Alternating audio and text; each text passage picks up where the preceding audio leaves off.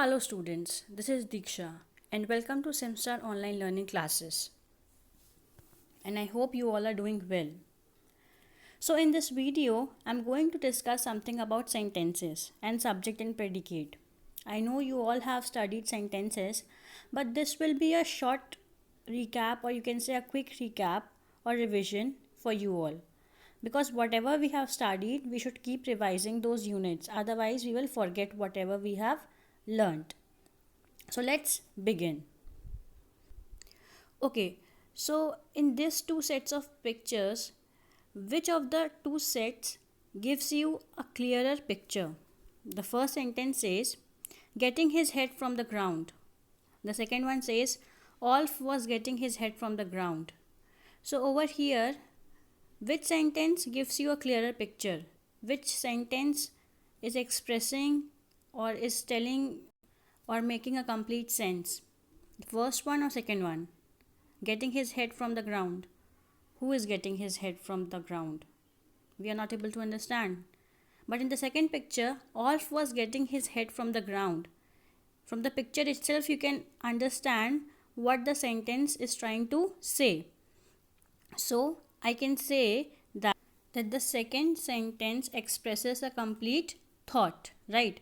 So, what will be the definition of sentence? So, the sentence is the most important grouping of words because it expresses a complete thought, and every sentence has a subject and a predicate. So in the first sentence we are not having subject is not there, right? Getting his head from the ground, who is getting his head from the ground? We cannot understand anything, right? But in the second sentence we are having subject also and predicate also, and it is expressing or it is making a complete sense. So we can say that it is a sentence. Let's move to second slide. Which of the two sets gives you a clearer picture? Baymax. Baymax is hugging Hero. So, and I hope you all will say that, ma'am, the second sentence is making complete sense, right? Which of these two sets gives you a clearer picture? Checking her email. Who is checking her email? Over here the subject is missing. But if you will see the second sentence, Rapunzel is checking her email. So this is making a complete sense. It is expressing a complete thought. So we can say that this is a sentence. Which of the two sets gives you a clearer picture? Sleeping on a dragon. Now again, who is sleeping on a dragon? The boy is sleeping on a dragon. So again, the boy over here is subject, is sleeping on a dragon is predicate, and again this is expressing a complete thought. Sleeping on a dragon, you can say it is a phrase, but this is not a sentence. So I hope this thing is clear to everyone. So a sentence has two parts, because everybody knows this, that every sentence has two parts, right? A subject and a predicate. The subject is the noun or the pronoun about which the sentence tells us something. The predicate tells us something about the subject, and the predicate contains the action done by the subject. In short, it contains verb. It can be a main verb or it can be an auxiliary verb. So first we will talk about subject. The first part is called the subject. It tells what the sentence is about. It can be a person, a place, or a thing. Example, she is our class advisor. Does the giraffe have a long neck? So over here, what is our subject? Over here, she is subject. The giraffe is subject, right? And generally students have difficulty in finding out the subject. They ask me, ma'am, how we will identify which one is subject? So there is a very simple answer to this question, that the subject of a sentence is the person, place, or idea that is doing or being something, right? So you can find the subject of a sentence if you can find the verb.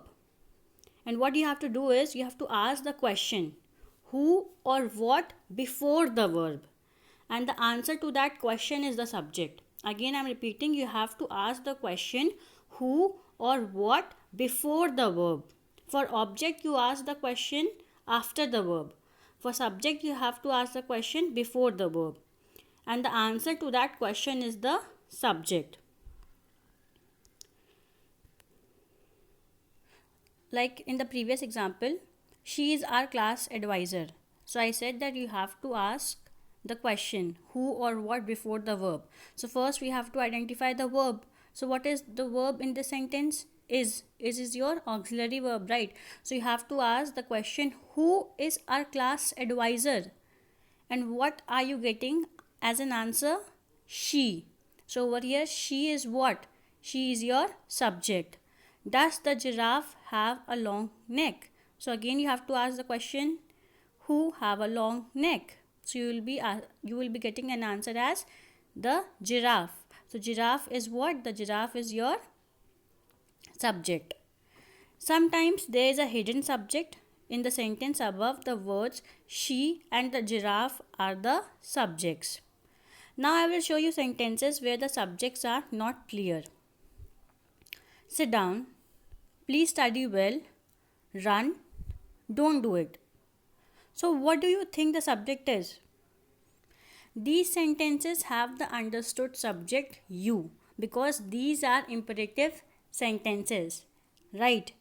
So the subject is the person you are talking to. Like if I am saying sit down, so obviously I am saying it to you now. So over here, who is the subject? You. You is the subject. Please study well. So I am saying it to whom? I am saying it to you. Run.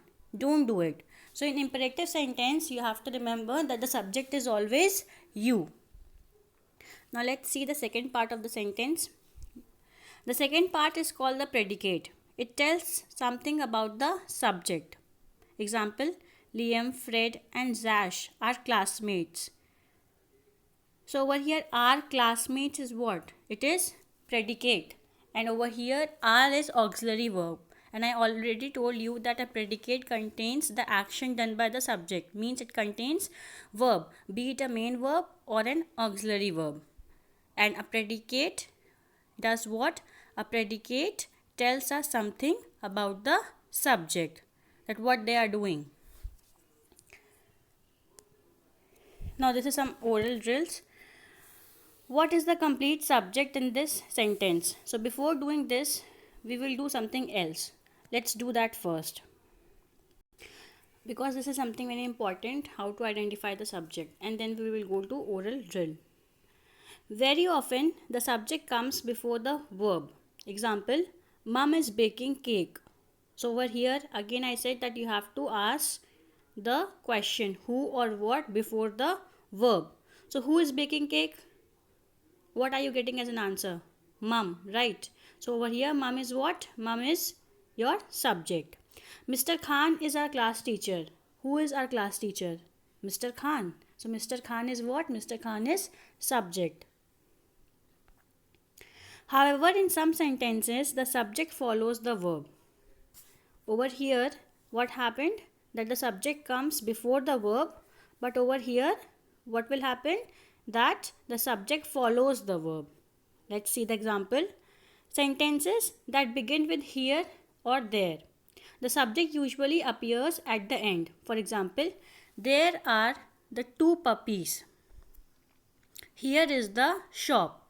So over here, the two puppies, or you can say two puppies, is your subject. Because generally students think that whatever is coming at the first part of the sentence is your subject, right? But that is not the case every time. Okay, so whenever the sentence begins with here or there, so you have to understand the sentence very carefully. Here is the shop. So over here, shop will be your subject.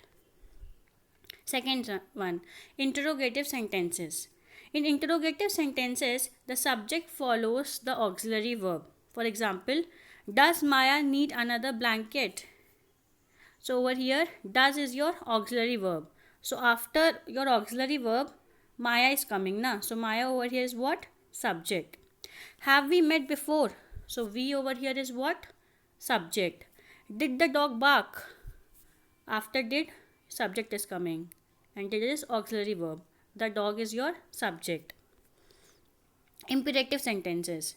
In imperative sentences, the subject is you, but it is not usually written or spoken, as I told you already. For example, you take this book. So over here, if I am saying take this book, so to whom I am saying take this book? Obviously, who will be standing in front of me now? And who will be standing in front of me? You. So over here, you will be your subject. Remember that imperative sentence. In imperative sentence, they have the second person pronoun, namely you, as the unstated but implied subject. I told you this earlier also, so keep this in mind. Look at that nightingale. So over here, you is your what? Subject. You will not be written over there. You have to understand by yourself. Sow the seeds in November. Again, you is your subject over here. Now see exclamatory sentences. In exclamatory sentences, the subject comes before the verb. For example, how beautiful she looks. So over here, she is your subject. Looks is your verb. So your subject comes before the verb. How amazing the Taj Mahal is. Again, is your auxiliary verb. So before that, what is coming? Your subject, that is Taj Mahal. So now we have studied about what is a subject, what is a predicate, right? So now we will understand what is a compound subject and compound predicate. So a sentence are composed of a subject and predicate, right? So they can be also made of one subject, multiple predicates, or they can be made of one predicate, multiple subjects. They can also be made of multiple subjects and predicates, right? So what we have to understand is what is a compound subject. So when a verb has two or more subjects, we say that the verb has a compound subject. And when two or more verbs or verb phrases that share the same subject are joined by a conjunction, we call it a compound predicate. So let's see examples. Andrea danced gracefully. So over here, who danced gracefully? So what we are getting as an answer? Andrea. So over here we are having one subject. And what did Andrea do? She danced gracefully. So we are having one predicate. Now let's move to another example. Andrea and Frank danced gracefully. So over here we are having two subjects. Who danced gracefully? Andrea and Frank. So we are having two subjects. So over here we are talking about compound subjects. When a verb has two or more subjects, we say that the verb has a compound subjects. And over here we are having only one predicate. Frank cooked rice and boiled vegetables. Right. So over here we are having who cooked rice and boiled vegetables? Frank. So Frank over here is what? Subject. So we are talking about one subject. But over here we are having two predicates, which is joined by a conjunction, right? That is and. Right. So cooked rice and boiled vegetable is what? It is predicate. So in this sentence we are having one subject and two predicates. Anne and Emmy played house and ate all day. So in this sentence, who played house and ate all day? Anne and Emmy. So we are having two subjects again. So these are what? These are compound subjects. And played house and ate all day. Two predicates. So again this is what? Compound predicate. So I hope compound subjects and compound predicate is clear to everyone. Hello students, this is Diksha and welcome back to Semstar online learning classes. As I told you that we are doing revision of sentences and subject and predicate. So let's begin and practice few questions based on whatever we have revised till now, that is subject and predicate. So let's see the first sentence. Oral drills. What is the complete subject in this sentence? I keep my surroundings clean. So who keeps my surroundings clean? First I told you that you have to analyze verb. So verb over here is keep. So who keeps my surroundings clean? I. So I over here is what? I over here is your subject. Let's move to second sentence. What is the complete subject in this sentence? People, plants, and animals live on earth. So who live on earth? And I told you first you have to do what? First you have to analyze the verb. What is the verb? Over here, live. So you have to ask the question who or what before the verb. So who live on earth? People, plants, and animals. So people, plants, and animal is your what? Subject. And what type of subject? Compound subject, because I told you that when a verb has two or more subjects, we say that the verb has a compound subject. You don't have to mention over there compound subject, but for your knowledge you should know, right? Let's move to third sentence. What is the complete subject in the sentence? Nico is eating an egg tart. So over here, is eating is your verb. So who is eating an egg tart? Nico. We are talking about Nico in the sentence. So Nico is your subject. What is the complete subject in the sentence? Strong typhoons visit the Philippines every year. So who visit the Philippines every year? Strong typhoons.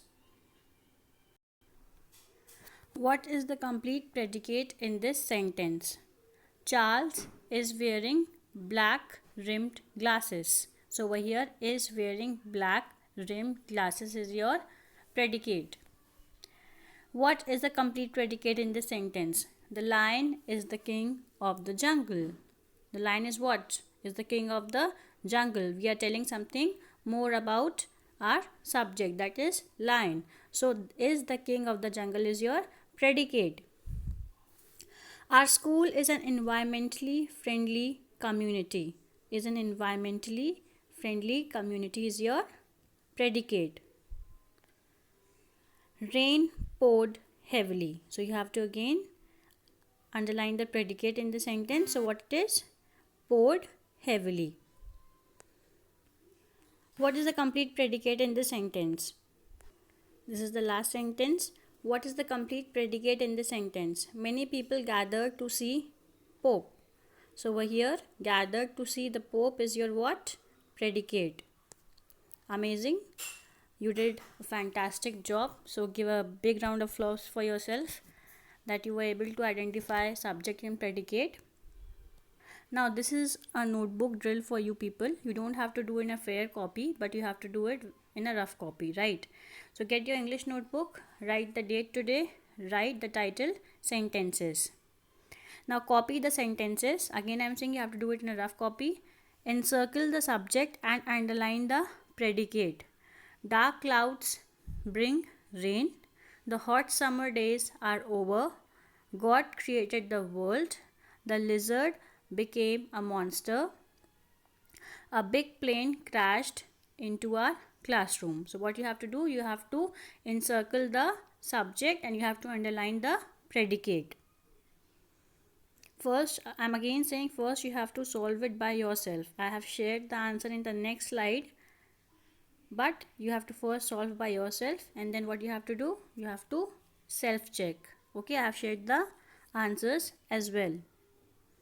Again, it was an awesome work. You did a fantastic job. Keep practicing like this. Thank you and have a nice day.